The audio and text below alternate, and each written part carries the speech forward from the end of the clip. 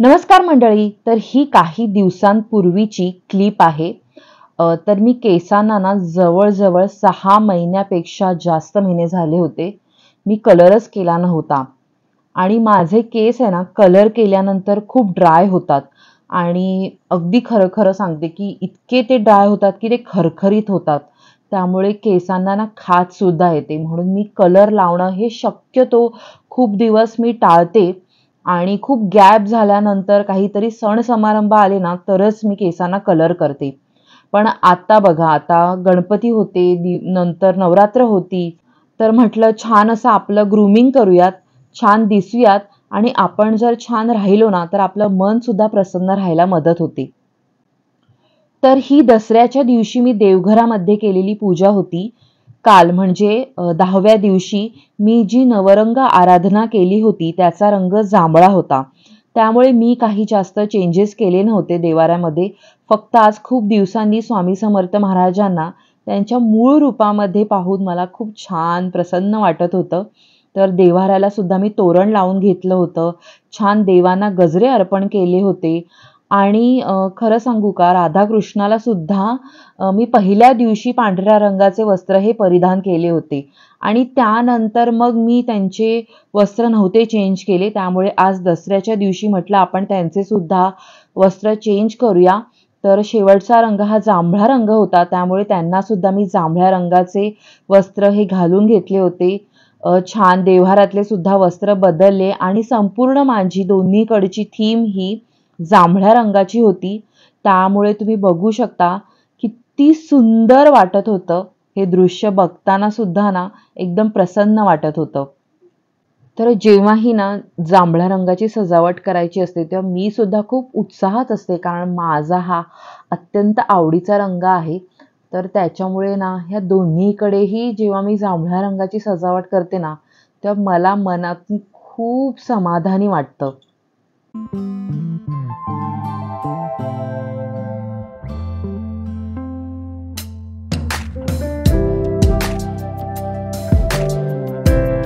तर मंडळी, आज आहे दसरा म्हणजेच विजयादशमीचा दिवस. तर आजच्या दिवशी दुर्गा मातेच्या पृथ्वीवरील वास्तव्याचा शेवटचा दिवस असतो.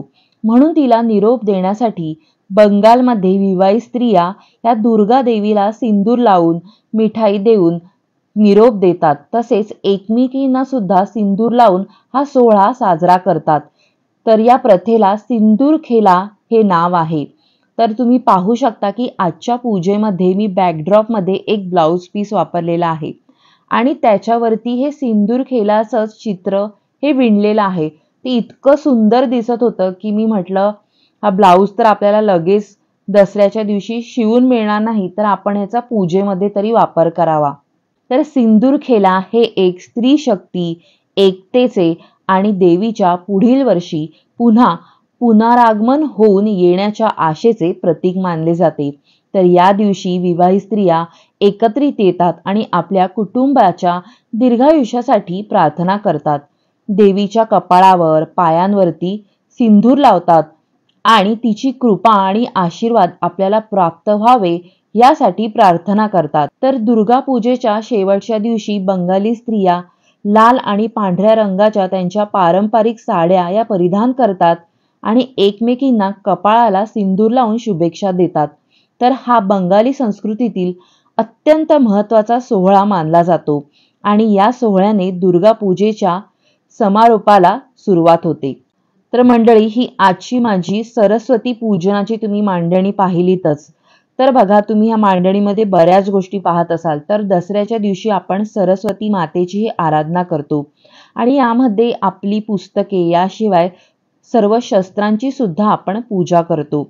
पण सर्व शस्त्र आणि आपल्याला ज्या कला अवगत आहेत त्या संदर्भातील सर्व गोष्टी सुद्धा पूजेमध्ये ठेवायच्या असतात.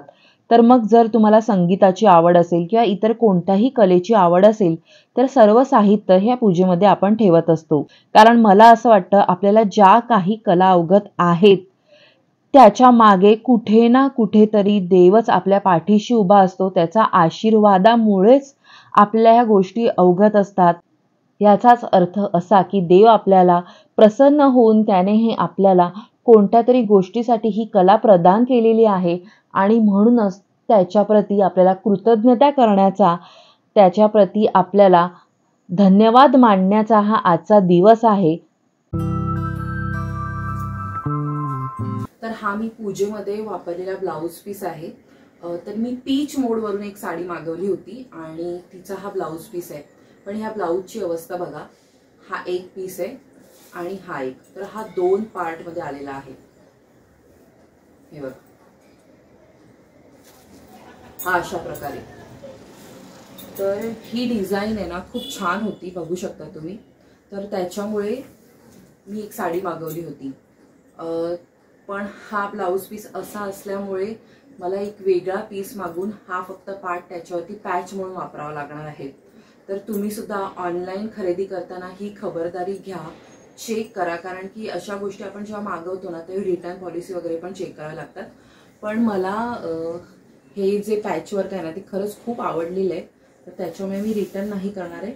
हा एवढा भाग कट करून वेगळ्या पीसवरती मी ते लावून घेणार आहे. तर ही ती साडी आहे, एकदम सिंपल आहे. तुम्ही बघू शकता रेड आणि व्हाईट असं हे कॉम्बिनेशन आहे. दुर्गा पूजा किंवा महालक्ष्मीची पूजा, आपल्या घरी ज्या काही देवीच्या पूजा असतात किंवा हळदी कुंकू असतं तेव्हाही आपण वापरू शकतो, नवरात्री किंवा कोणत्याही देवीची पूजासाठी. तर त्यासाठीही मी घेतली होती. दसऱ्याच्या दिवशी मी घालणार सुद्धा होते, पण इतकी थकून गेले होते ना, 9 दिवस 10 दिवस, ह्यावेळी तर 10 दिवस होते. तुम्ही बघितले की मी वेगवेगळ्या प्रकारची सजावट करत होते. परत दसऱ्याच्या दिवशी सुद्धा पूजा होती, त्याच्यामुळे जमलं नाही. तर बघू कोणत्या तरी दिवशी हा ब्लाऊज वगैरे स्टिच करून मी ही साडी नेसेन आणि तुम्हाला दाखवेन.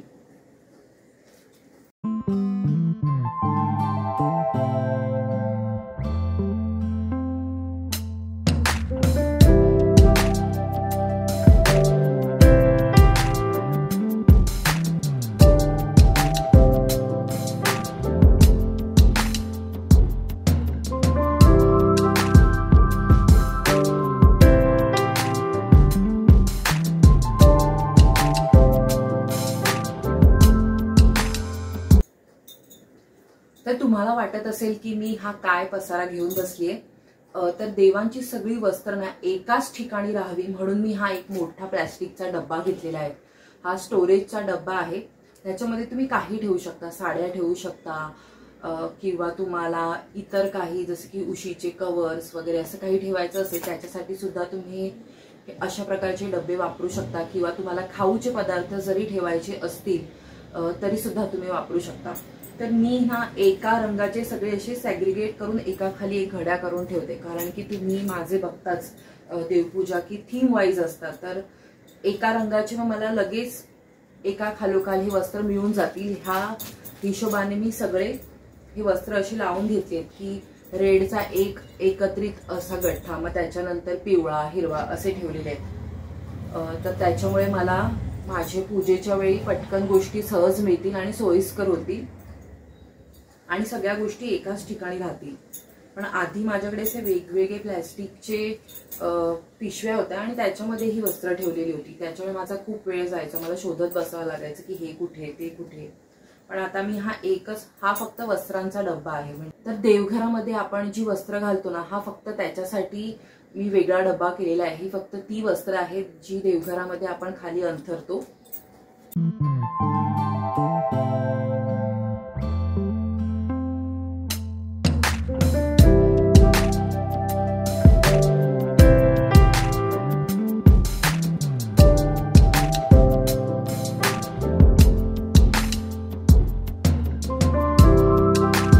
हे बघू शकता, हे निळ्या रंगाचे एकत्रित मी असे करून ठेवलेले आहेत. तर ऑलमोस्ट माझं हे डन झालेलं आहे काम.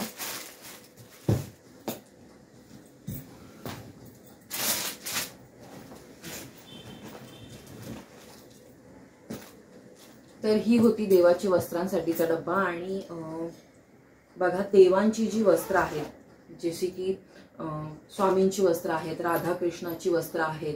मग माझ्याकडे 2 मूर्ती आहेत, तुम्ही बघू शकता. एक मोठी राधाकृष्णाची आहे आणि बाल राधाकृष्णाच्या सुद्धा आता माझ्याकडे 2 मूर्त्या झालेल्या आहेत.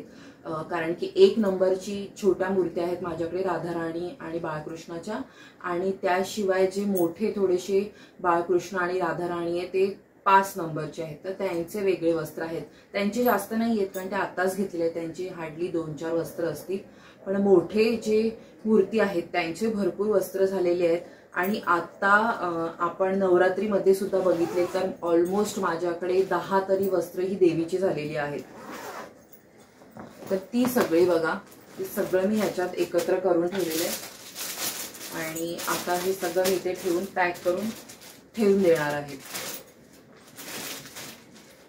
तर देवीची वस्त्र तर आपल्याला मार्गशीर्ष शिवाय लागणार नाहीये, त्यामुळे ती आता मी खाली ठेवणार आहे आणि राधाकृष्णाची थोडी वर करून ठेवणार आहे, जे मला रेग्युलर सतत लागत असतात. तर तुम्ही सुद्धा अशा प्रकारचे प्लॅस्टिक बॉक्सेस किंवा हे साडी कव्हर्स जे असतात त्याचा यूज अशी वस्त्र ठेवण्यासाठी करू शकता. म्हणजे एकाच वेळी आपल्याला सगळ्या गोष्टी पटकन मिळून जातात आणि आपली पूजेच्या वेळी घाई गडबड होत नाही. तर ह्या ना प्लॅस्टिकच्या बॅग्स आहेत अशा छोट्या छोट्या. तर ह्याच्यामध्ये मी बाळकृष्णाचे कपडे ठेवलेले आहेत जे सिंगल मध्ये आहेत, म्हणजे फक्त सिंगल कलर आहेत. कारण तुम्ही बघू शकता की माझ्याकडे डबल सुद्धा आहेत, कारण की छोट्या राधाकृष्णाला सेम कपडे घालायचे असतात म्हणून त्यांना घेतलेली जोडी सुद्धा आहे. जसं की हे बघा, तर हे 2-2 आहेत.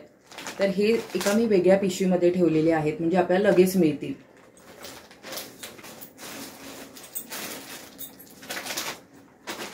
आणि हे अवघे 2-4च ड्रेसेस आहेत जे मोठ्या लड्डू गोपाल आणि राधाराणीचे आहेत. तर ते एका बॅगमध्ये ठेवलेले आहेत. हे हार्डली 3 किंवा 4 असतील सगळे मिळून.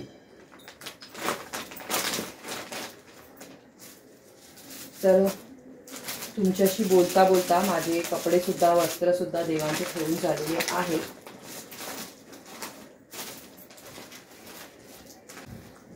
तर हे स्टोरेजचं काम तर आता झालेलं आहे, पण आता दिवाळीच्या साफसफाईला लागायचं आहे. तर आता थोड्या वेळाने सगळी साफसफाई, कपाट लावणं ही सगळी कामं आता मी सुरू करणार आहे. तर तुमची सुद्धा दिवाळीची साफसफाई, घर सगळं व्यवस्थित लावून झालं की नाही मला कमेंट्समध्ये नक्की सांगा.